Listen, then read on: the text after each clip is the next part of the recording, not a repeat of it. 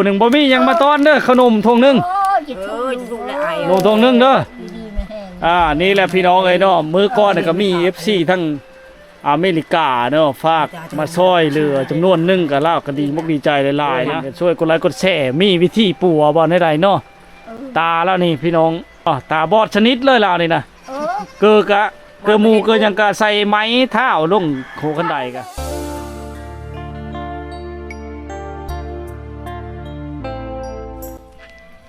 อากาศทักทายสบายดี14ทุกคนนะเนาะเฮาก็ได้โอกาสมาบ้านเขาน้องดาวน้องดอนก็สิพยายามแม่เฒ่าตาบอด2คนนั้นทุกคนเลยก็บ่มีแนวเฮ้อแล้วมีขนมถุงนึงเนาะเขาบ่ได้มาอัปเดตแต่หึงเลยนะ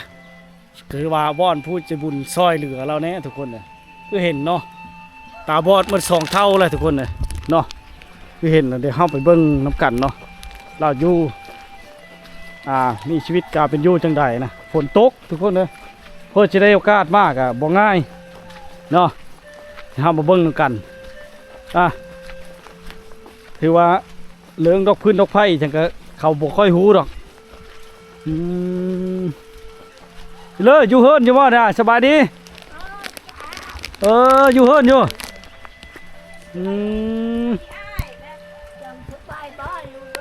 สบายดีโยบ่มีแนวมาพากได้ไหมเท่าเอ้ย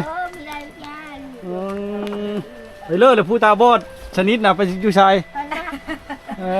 บ่ได้ไปเฉลยเนาะฝนตกเนาะไปเฉลยแล้วฝนตกก็บ่ได้ไปเฉลยเจ้าผู้เห็นหุ่งได้แล้วนึงมานั่งคือเรานี่ได้ป่ะนั่งคือนี่บ่เจ้าน่ะเจ้าไปบ่ได้เฮ้ยเจ้านี่มานั่งคือเรานี่เจ้านี่แม่นั่งคือเรานี่นั่งน้ำมันนี้มันคือกันเล่าบ่ฮู้เด้อเล่าบ่ฮู้จักดีเจ้าพ่อเท่าๆได้เด้ออันนี้น่ะคือแม่เล่าทุกคนเนาะแม่เพ่งแม่เพ่งน่ะแม่แก้วนี่น่ะชื่อเฒ่าแก้วเนาะชื่อเฒ่าแก้วแม่แก้วก้อยเลยเป็นแม่มันนี่แหละได้นอนนำกันพอดีคู่หนึ่งบ่มียังมาต้อนเด้อขนมทงนึงขนมทงนึงเด้อนี่แหละพี่น้องเอ้ยเนาะมื้อก่อนก็มี FC ทั้งอเมริกาเนาะฝากมาช่วยเหลือจำนวนนึงก็ลาวก็ดีมุกดีใจหลายๆนะก็บังเอิญได้มาหาเขาน้องดอนน้องดาวน้องดอนก็มาเว้เรานึงทุกคนเลยเพื่อเห็นกันช่วยกดไลค์กดแชร์มีวิธีปัวบ่ได้เนาะตาแล้วนี่พี่น้องเนาะตาบอดชนิดเลยแล้วนี่นะเกือหมูเกือยังกะใส่ไม้เท้าลงโคกันไดกะ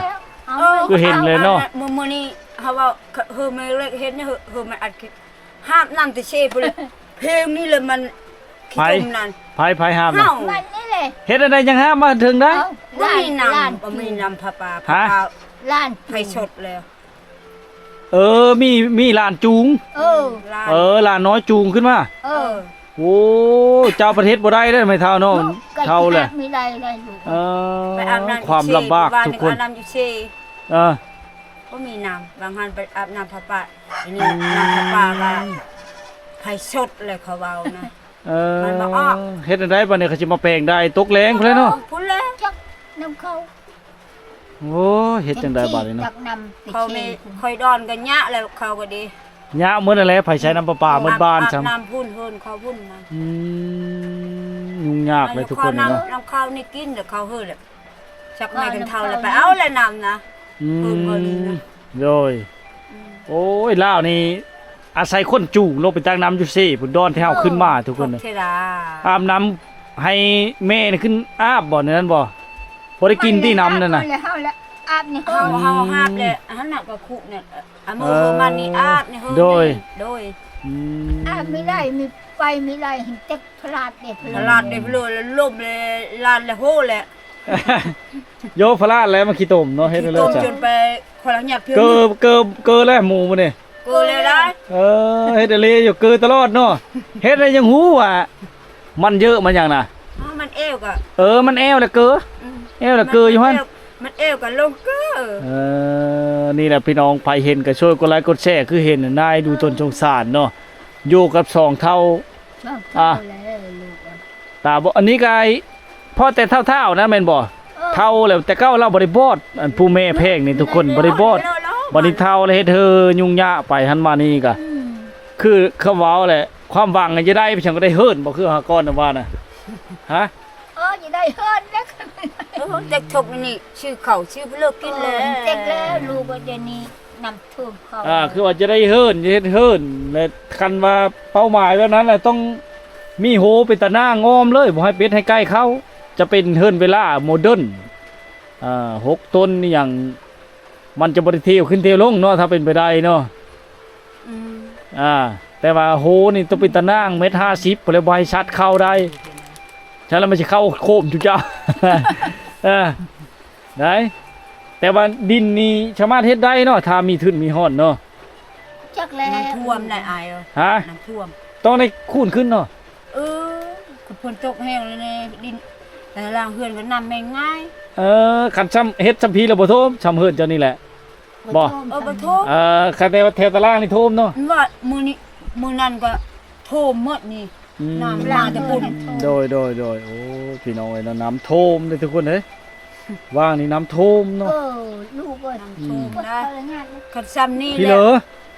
เอาอันนี้ลูกบ่นกัน เอายัง เฮออายซื้อเฮอแบบว่าเฮอลูกซื้อให้ ฮะ ยานั่นนะยานวดแข้งขานั่นนะ อย่ามองสมุนไพร อันนั้น หม นะ ดแล้ว มันหมดแล้ว โอ้มาหาหน้าพุ่นเลยแม่เฒ่าเอ้ย จิทุลูก มันบ่ อย่ามองสมุนไพร ดอนบ่ลูกน่ะซื้อเฮาให้เฮาได้ดอนเลยแบบว่า กับหนึ่งยาแล้ว คันมันเอามาให้เอามาให้ได้แบบว่า เฮาก็บ่ฮู้จักเฮากะมากะหาหน้าพุ่นแล้ว นวดแข้งนวดขาน่ะ มันปวดก็โตเนาะ โอ้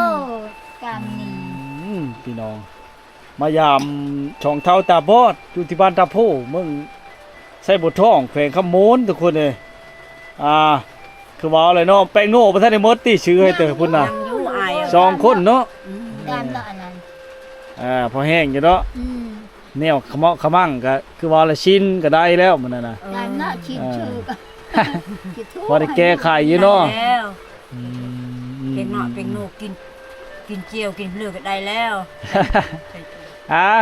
ถ้าใครอยากช่วยเหลืออยากบริจาคก็ช่วยได้พี่น้องก็เป็นชาวบ้านบุญให้ได้เนาะนี่ก็แต่ว่าถ้าการมอบเงินก็คือเห็นแหละต้องหาในบ้านต้องหาในบ้านมาเป็นหลักฐานเพราะว่าเขาเจ้าตาบอดทุกคนเลยเนาะก็สิมีชนี้แล้วนะทุกคนนะขอบเจอหลายเด้อเดี๋ยวสิกลับก่อนค่ำแล้ว อยู่ดีมีแห้งเด้อ ให้ลูก โดย ให้กำลังใจเสมอชู้ต่อไปเด้อ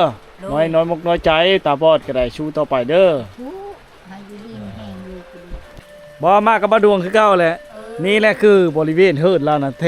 แถวนี้นี่ถ้าฝนตกหนักนี่น้ำจะท่วมทุกคนเนาะน้ำจะท่วมนะเฮิรนนั่นช่องเท่าตาบอดที่บ้านท่าโพเนาะเมืองไซบ่ท้องแขวงขโมนนะทุกคนเด้อสังกะสีนี่เขาเจ้าเก็บเงินกันในภายในบ้านซื้อเนาะเฮ็ดให้เขาเจ้ากับพ่อมีที่พึ่งแต่ว่าน้ำประปามันเกิดขัดข้องได้ตายนะได้เพ่ทุกคนเฮ็ดให้บ่สามารถแปลงได้ต้องได้ซื้อใดไม่ใช่ไม้บัดนี้โครงการเพิ่นกันแก้ไขบ่ได้น่าจะนำท่วมทางมาบ่ได้คือกัน น่าจะตกแรงได้ก็เฮ็ดให้เดือดร้อนล่าต้องได้ไปหาบน้ำมาอาศัยหลานเอาหลานลูกหลานแถวนี้เนาะจูงเฮอแล้วกับไปหาบมาแต่เซ่พุ่นมาไว้อาบไว้ใช้ในครอบครัวนี่แหละทุกคนเลยบางครั้งก็พลาดล้มคือละว่าเนาะการยุ่งยากหลายๆอย่างคือว่าตาบอดแนมบ่เห็นทุกคนอาศัยเอาไม้คำเทาซักใบหน่อไม้เล็กๆน้อยๆได้พี่น้องเลยเนาะผลกระตกทุกคนเลย